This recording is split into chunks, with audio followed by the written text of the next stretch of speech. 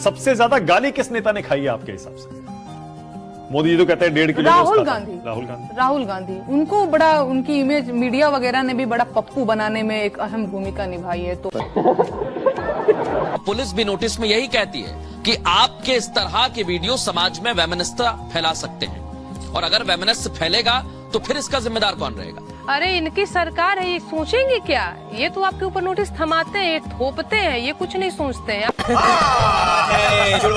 FIR दर्ज होने के बाद, राजद्रोह का मुकदमा लगने के बाद आपने सोशल मीडिया पर कहा कि आपके पास वकील की फीस के पैसे नहीं हैं, आपने मदद मांगी, और अब नतीजा ये है कि देश के जाने माने वकील कपिल सिब्बल आपका केस लड़ रहे हैं। आपने एक विक्टिम कार्ड खेला और उसका फायदा ये हुआ कि कपिल सिब्बल जैसा बड़ा वकील अब आपके साथ। नहीं, विक्टिम कार्ड नहीं खेला। कहिए तो मैं आपको ICI वाला अकाउंट अभी दिखा दूं? दिखा देती हूँ। नहीं, मुझे नहीं देखना है, ठीक है ना। 519 रुपया ही मेरे ICI वाले अकाउंट में है आज भी। वो ये भी बताना जरूरी हो गया था सर, क्योंकि चाहे कितना भी हल्का आदमी आप पे आरोप लगा रहा है, लेकिन आरोप बहुत बड़ा लगा रहा है। वो कह रहा है कि देखो देखो, कहीं पाकिस्तान से इसको पैसे आ रहे हैं, तो विदेशों से पैसे आ रहे हैं, और इनका तो एक है कि कोई भी नैरेटिव जो है वो जनता तक पहुंचाने में और परसेप्शन बनाने में एक कामयाब हो जाते हैं। मेरे बारे में एक उल्टा हॉस्टल कांड उड़ा दिया है। कुछ भी दोस्तों, नेहा सिंह राठौर को कौन नहीं जानता। कैसे सस्ती लोकप्रियता हासिल करनी है, ये सीखना है तो कोई नेहा सिंह राठौर से सीखे। नेहा राठौर हमेशा बीजेपी का विरोध करती रहती है। आपने कहीं भी डिबेट या शो में देखा होगा तो हमेशा बीजेपी की बुराई करती रहती है। आप लोगों ने देखा होगा जहां जहां बीजेपी की सरकार है वहां उनको सब कुछ खराब लगता है। उनका मानना है कि बीजेपी की सरकार कुछ काम ही नहीं करती है, और बीजेपी के विरोध में नेहा सिंह राठौर इतनी पगला चुकी है कि पहलगाम अटैक हुआ था, उसके बाद तो सिंह राठौर बीजेपी और मोदी जी को निशाना बनाए हुए हैं। उनके ऊपर ब्लेम कर रही है कि उन्होंने ही अटैक करवाया है, उनकी गलती है, सिक्योरिटी क्यों नहीं टाइट थी। हालांकि जिसके बाद नेहा सिंह राठौर के ऊपर देशद्रोह का मुकदमा भी दाखिल हो चुका है। तो ये वीडियो भी कुछ ऐसे ही होने वाला है। वीडियो बहुत मजेदार होने वाला है, अंत तक जरूर देखें। पहलगाम हमले के बाद से ही सरकारी कवियों ने पाकिस्तान के खिलाफ मोर्चा खोल दिया है और वीर रस की कविताएं पढ़ना शुरू कर चुके हैं। अब इन्हें पाकिस्तानियों के कटे हुए सिर चाहिए। ठीक है, वो गरीब किसान जिनका बैंक का कर्ज अभी तक सिर पर लदा हुआ है, जिनका ट्रैक्टर जब्त करने के लिए बैंक वाले रोज द्वार पर चक्कर लगाते हैं, ये है इन धूर्त कवियों का कवि हृदय और नियत। और नेताओं का क्या है? चुनाव जीतने के लिए युद्ध की घोषणा करनी पड़ी तो ये वो भी कर देंगे कि देश में राष्ट्रवाद का बयार चले और इन्हें वोट मिले। संसाधन देश के खर्च होंगे। ठीक है, समझिए। ये है युद्ध की असलियत, और इसीलिए इन नेताओं और उनके चापलूसों को युद्ध की जल्दी है। जब भी चुनाव करीब होते हैं और सरकारों की हालत खराब होती है तो पड़ोसी देशों से युद्ध और तकरार को चुनाव जीतने के लिए हुकुम के इक्के की तरह उपयोग किया जाता है। इसीलिए भाजपा के नेता और उनके चापलूस पूरी ताकत लगा रहे हैं कि किसी भी तरह से पाकिस्तान के साथ युद्ध शुरू हो जाए। लेकिन आतंकियों को मारने की बजाय पाकिस्तान से युद्ध ठान लेना देश के हजारों सैनिकों की जान जोखिम में डालना है।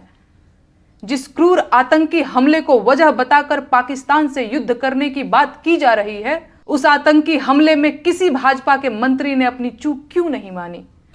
अभी पता चले। देश के गृह मंत्री ने अपना इस्तीफा क्यों नहीं लिखा? और प्रधानमंत्री को हमले के तुरंत बाद आतंकियों को धमकाने के लिए बिहार में रैली करने की क्या जरूरत पड़ गई? और मुंह से सुपारी निकाल के बात कर रहे बाबा। सरकार इन्हीं सवालों से मुंह छुपा रही है।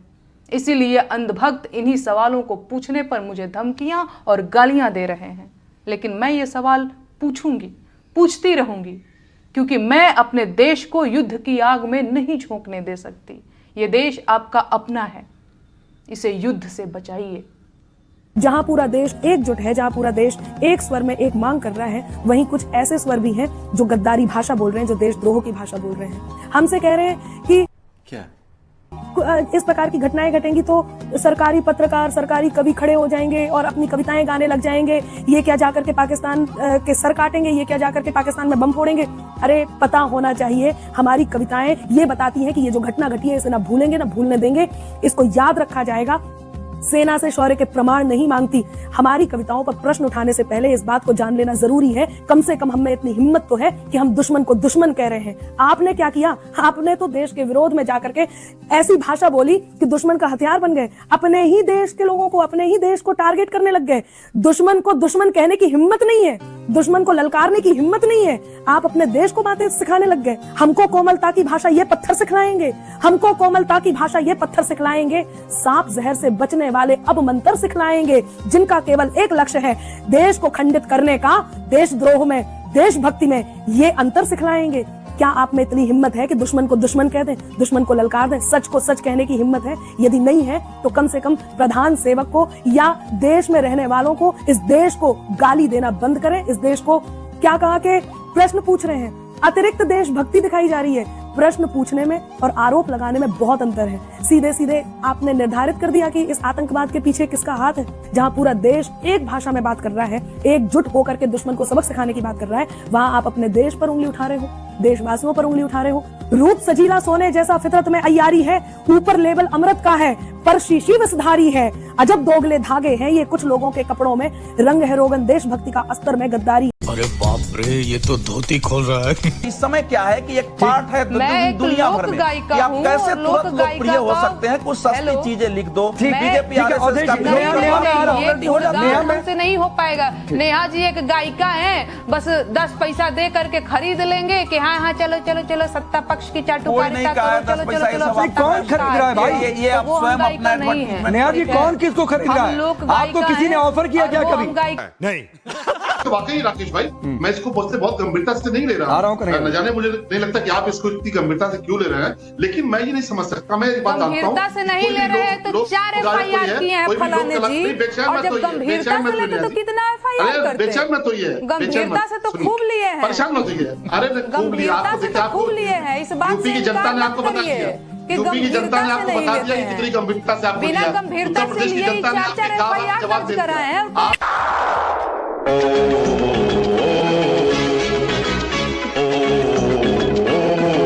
राठौर के खिलाफ FIR दर्ज कराने वाले अभय सिंह निर्भीक को अब धमकियां मिलने लगी हैं। कवि अभय सिंह निर्भीक जी हमारे साथ हैं। अभय जी, आपने नेहा के खिलाफ एक FIR दर्ज कराई, फिर उसके बाद आपको भी धमकी भरा फोन आ रहा है। किसका फोन आ रहा है, क्या कह रहे हैं? ये मेरे पास जिस दिन मैंने FIR दर्ज कराई उसी दिन शाम को 6:30 के आसपास मैं गोमती नगर में था, तो मुझे एक कॉल आई और वो धमकी भरे शब्दों में मुझसे बात करने लगे। पहले तो उन्होंने बड़े विनम्रता से पूछा, आप अभय प्रताप सिंह बोल रहे हैं? मैंने कहा जी बोल रहा हूँ। फिर उनका अगला प्रश्न था कि पहलगाम का आतंकी हमला कैसे हुआ? मैंने कहा आप कौन बोल रहे हैं, आप अपना परिचय दीजिए। कहे मैं नहीं, तुम ये बताओ पहलगाम का आतंकी हमला कैसे हुआ, मैं जानना चाहता हूं। तुम नेता बनोगे, हीरो बन रहे हो, देश जानना चाहता, बताओ हमला कैसे हुआ। मैंने कहा आप मुझे क्यों धमकी दे रहे हैं, पूरे दुनिया को, पूरे देश को पता है कि आतंकी हमला कैसे हुआ, आप मुझे धमकी दे रहे हैं। फिर वो कुछ अब शब्दों पे उतर आए, वो मुझसे अपेक्षा करने लगे कि मैं उन्हें गाली दूं, लेकिन मैंने इस तरह किसी गलत शब्दों का प्रयोग नहीं किया क्योंकि मेरे परिवार के ये संस्कार नहीं है।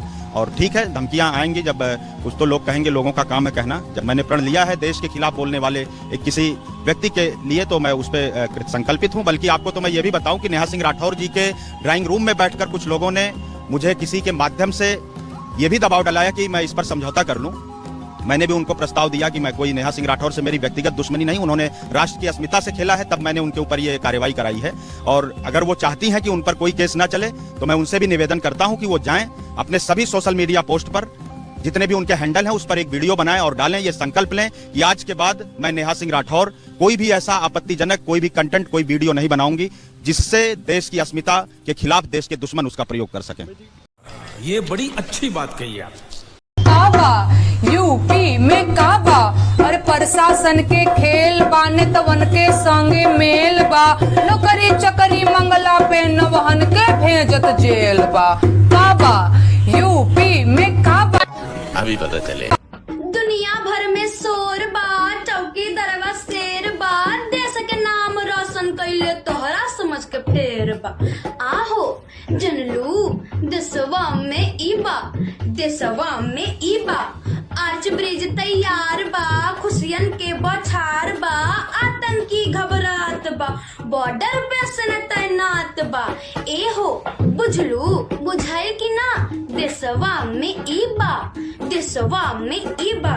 पहले के नेता कैले बाले पार्टी बारंबार बा उहे मिटावे खातिर हमर सिरवा अब तैयार बा। ए जी जननी देशवा में ई बा ताज होटल के दिन भुलैलू पुलवामा तो याद बा, लेकिन कान खोल के सुनल सिरवा अब तैयार बा। आहो बुझलू देशवा में ई बा